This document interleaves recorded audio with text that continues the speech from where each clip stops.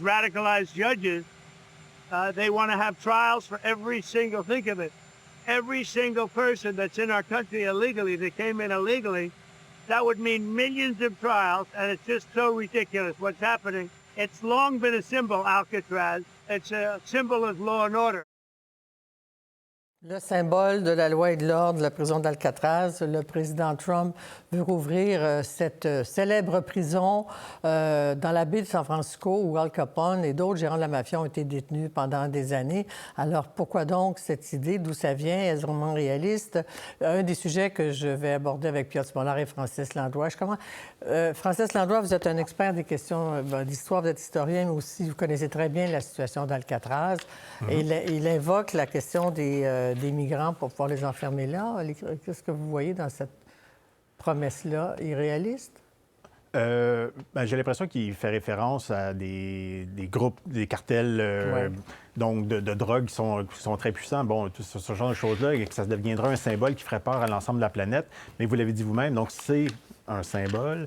La prison, en ce moment, est dans un état très délabré. C'est un des plus gros sites touristiques américains, ou en tout cas de la côte ouest américaine.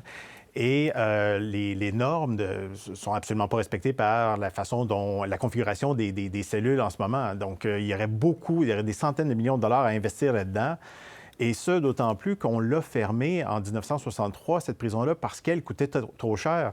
Donc, c'est sur une île, donc il faut amener les détenus, il faut amener les gardiens, il faut nourrir ces gens-là, il faut ramener les déchets, il faut amener de l'électricité. Toutes ces choses-là faisaient que ça coûtait extraordinairement cher. Et en plus, il y a eu quelques évasions, il y a eu aussi des émeutes. Et on a maintenant aux États-Unis des prisons à sécurité maximale qui sont nettement plus efficaces, mieux configurées, beaucoup plus sécuritaires.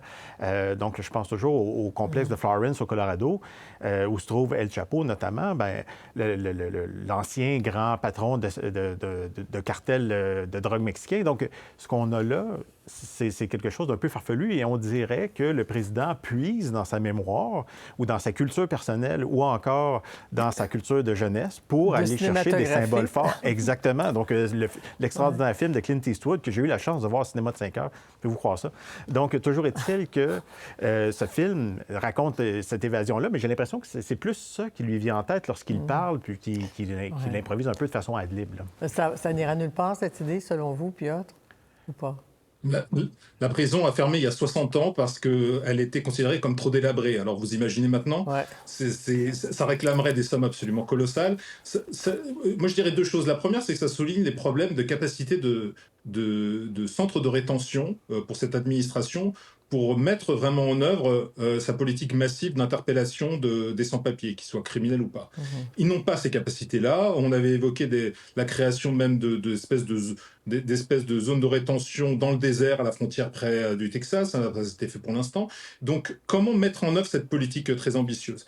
Et bien, ce qui est intéressant, c'est que pour l'instant, cette politique, elle s'appuie d'abord sur de la dissuasion.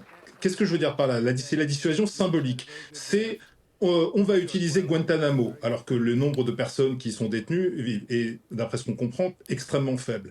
C'est la remise en cause du droit du sol pour les enfants de sans-papiers nés aux États-Unis, alors qu'on sait que c'est anticonstitutionnel et que les tribunaux vont rejeter cette mesure.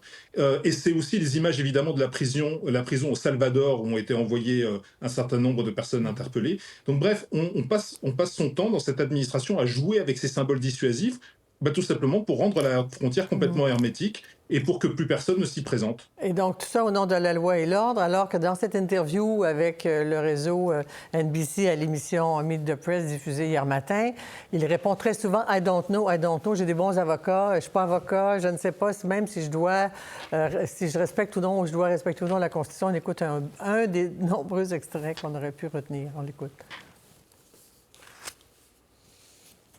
Don't you need to uphold the Constitution of the United States as president? I don't know. I have to respond by saying again, I have brilliant lawyers that work for me. I'm looking to have 4 great years and turn it over to somebody, ideally a great Republican. Alors, on a joint 2 extraits. Francis Landrois, donc la loi et l'ordre, il ne sait pas s'il doit respecter la Constitution, mais en même temps, c'est peut-être la première fois qu'on l'entend clairement affirmer qu'il va quitter le pouvoir en 2028. Et il vante beaucoup son vice-président, J.D. Vance. et Marco Rubio, son secrétaire d'État. Oui, bien, le président Trump commence à être âgé de toute façon, et même s'il avait l'intention de rejeter la Constitution, je pense que ça deviendrait difficile pour lui physiquement de continuer à se maintenir au pouvoir. Ceci étant dit, d'avoir un président qui n'est pas trop au courant de ses responsabilités et de son rôle et qui se fie à des avocats, ça donne l'impression qu'il est non pas devant un journaliste, mais qu'il est dans une cour de justice et qu'il veut maintenir son innocence, il veut maintenir un peu, comment je peux dire, le permis qu'il s'est donné de faire un peu ce qui lui tente, ou en tout cas peut-être pas ce qui lui tente, mais en fait de mettre en application son programme. Vous passiez un extrait tout à l'heure dans lequel il mentionnait des juges qui veulent avoir des papiers sur tous les immigrants illégaux avant de les déporter. Il dit que c'est impossible. Notre interlocuteur ici parlait justement du fait que on veut expulser les gens qui sont nés aux États-Unis, ce qui est totalement inconstitutionnel. Et donc, de dire, en fait, je ne sais pas trop ce que je dois défendre, c'est une façon pour lui de s'exculper de toute forme d'accusation. Il se protège. C'est comme s'il utilisait, sans l'affirmer, le 5e amendement. Oui, exactement. À ce moment-là, parce que sur la Constitution, ce qui est intéressant, on lui a demandé, à la fois, il décrète des ordres à Pam Bondi, l'Attorney General, puis à la fois, il dit qu'il ne peut pas rien faire parce qu'il n'est pas avocat pour ramener Garcia comme ce migrant déporté au Venezuela, au El Salvador, parce qu'il n'est pas avocat. Alors, Piotr, il s'en sort tout le temps avec ces paradoxes. C'est moins un paradoxe qu'une stratégie concertée avec ses conseillers et ses avocats pour pouvoir ensuite plaider qu'il n'était pas personnellement impliqué dans des décisions qui pourraient faire l'objet de sanctions en justice. C'est vrai que l'extrait sur ses obligations constitutionnelles est particulièrement choquant. Il a quand même, pendant le discours d'investiture, enfin pendant la cérémonie d'investiture, il a quand même prêté serment de respecter et de défendre la Constitution. Et maintenant, il a besoin d'une assistance juridique pour savoir ce qu'il y a dedans et comment s'applique ce texte. C'est assez stupéfiant. C'est vraiment troublant. Cela dit, donc, est-ce que c'est rassurant quand même, Piotr, de penser qu'il affirme aujourd'hui, mais il pourrait dire le contraire peut-être demain, me direz-vous, qu'il n'a pas l'intention de s'accrocher au pouvoir pour un 3e mandat? Je n'accorde, à titre personnel, aucune crédibilité à cette réponse. On verra bien ce qui se passera d'ici... après les midterms, c'est quel sera le contexte politique général. Pour moi, la vraie interrogation, qui est une interrogation existentielle pour les États-Unis, c'est de savoir s'il y aura bien, dans 4 ans, une transition pacifique et ordonnée du pouvoir, en cas d'alternance. C'est ça la vraie interrogation aujourd'hui. Et le fait même qu'on soit obligé de poser cette question montre la gravité du contexte actuel. En même temps, on va parler de science très brièvement, si vous voulez bien, parce qu'en Europe, on se préoccupe du sort réservé aux scientifiques américains qui sont soit congédiés ou privés de fonds de recherche, etc. M. Macron et la commissaire européenne von der Leyen, aujourd'hui, ont tenu un sommet là-dessus. On va écouter un extrait. This will help support the best and the brightest researchers and scientists from Europe and around the world. Chérissons la science libre, ouverte, et refusons un diktat qui consisterait à dire qu'un gouvernement, quel qu'il soit, puisse dire il est interdit de chercher ceci ou cela. Francis, est-ce que c'est en riposte aux mesures américaines?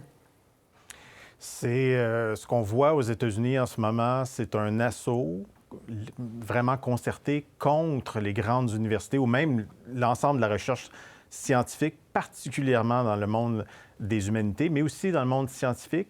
Et ce, bon, évidemment, peut-être à des fins, disons, patriotiques ou nationales ou même, je dirais, plutôt personnelles.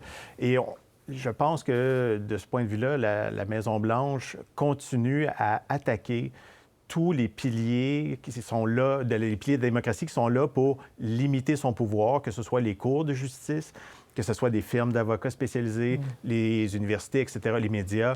Donc, on assiste à ça et, bon, évidemment, les Européens et j'imagine les Canadiens aussi, ou le reste du monde est prêt à accueillir les scientifiques ou, bref, les gens qui font de la recherche, mais il reste que c'est terrible ce qui est en train de se passer en ce moment aux États-Unis. Je connais des gens qui ne savent pas s'ils vont pouvoir continuer à travailler, qui se font accuser de toutes sortes de choses. Et on fait une espèce de chasse aux sorcières en ce moment au nom de l'antisémitisme ou autre cause.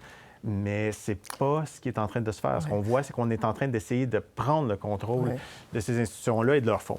Alors, parlons du pape. Le conclave commence mercredi. Piotr, publication d'une photo de Donald Trump, quand même sur le site officiel de la Maison-Blanche, une image créée par l'intelligence artificielle du pape.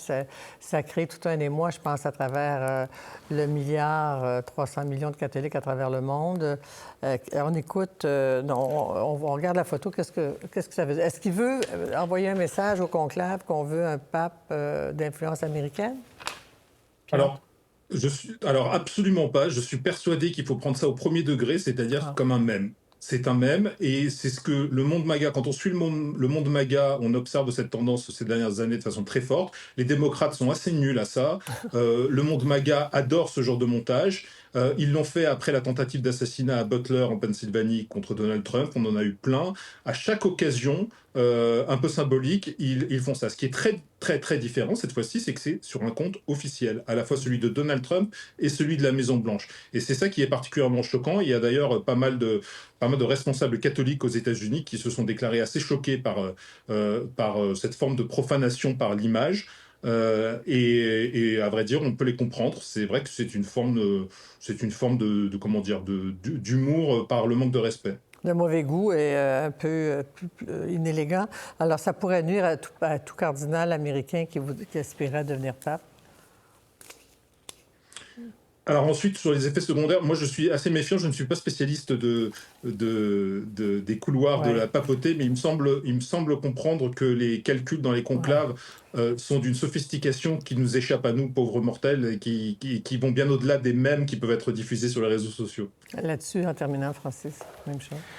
Bien, ce qu'on voit là, c'est une tendance assez lourde depuis au moins 2008, mais sinon avant, de l'extrême droite qui récupère des mèmes et qui utilise l'humour pour aller recruter des gens. Donc, toujours élargir, si on veut, le cadre du débat, hein, ce qu'on appelle la fenêtre d'Overton, si on préfère. Là. Mais bon, bref, l'idée, c'est toujours d'aller un petit peu plus loin en allant avec l'humour.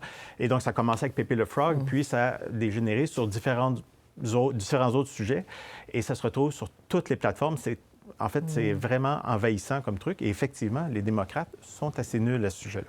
Et peut-être dans bien d'autres choses, les démocrates, on pourra en parler un autre jour parce que leur taux de popularité est très bas. Alors, on se demande comment ils vont résister à tout ça. Écoutez, merci Piotr, merci Francis, au plaisir de vous reparler.